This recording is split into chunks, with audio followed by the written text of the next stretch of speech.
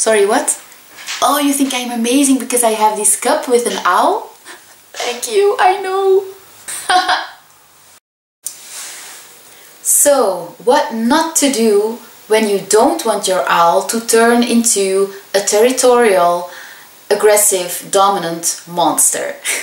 I think we all agree that Lookie is a well-behaved, sweet bird, but I did make one mistake in her education so far. And to be able to show you this, I need to show you what my apartment or studio looks like. But I'll explain first and then I'll show you. So you need to make sure that your owl never sits higher than you do, because then it will think it's the boss of you and it can become dominant. And this is what happened with Lookie. When Lookie started to fly, my mentors told me that it was a good idea to let her loose in the house for a couple of minutes or half an hour or an hour, so that she could strengthen her muscles.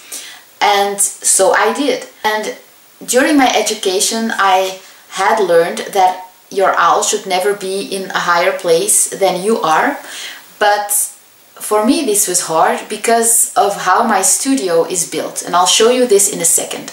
So in my studio I sleep on a mezzanine floor, or an entresol. I don't know how you say it in English. And I can't close the mezzanine. And Lookie always flew up there. She liked sitting there. And I think it's just natural behavior that they want to sit in a high place, because that's what they do in nature. In the beginning, when she flew up there, I would always go and get her and put her back on the ground. But she would fly right back up immediately, and I just got sick and tired of it, and I just allowed her to sit on the mezzanine whenever she wanted.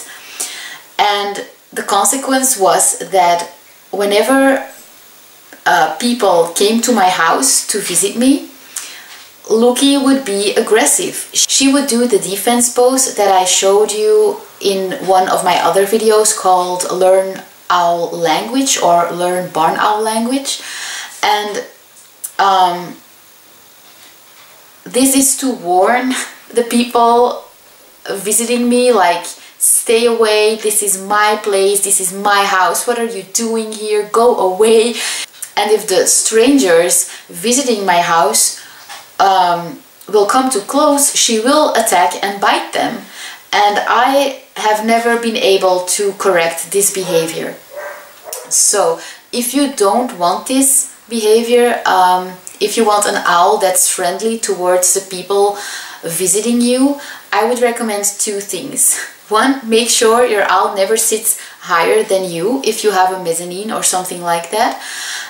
And two, make sure that when your owl is little, you call all of your friends and all of your family and let them visit as much as possible during every phase of your owl growing up.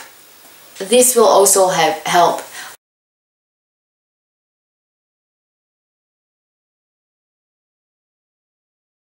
I did this, but I think I didn't do it often enough. And then the combination of her being allowed to sit on the mezzanine higher than me led to this behavior. She is not dominant over me. I am still the boss of her, luckily, because otherwise it wouldn't be a very safe situation to have her. But she is dominant and territorial towards other people coming into my house.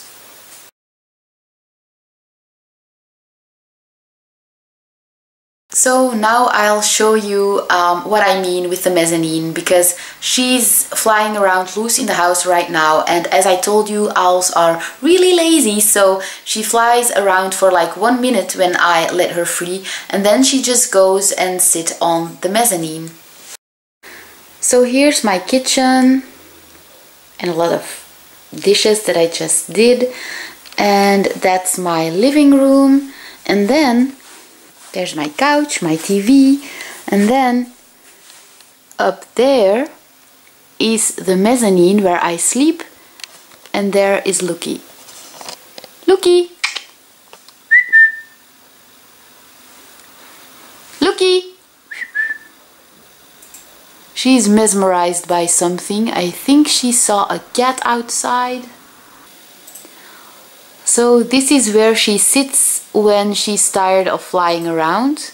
And as you can see, she sits higher than me. Not a good idea.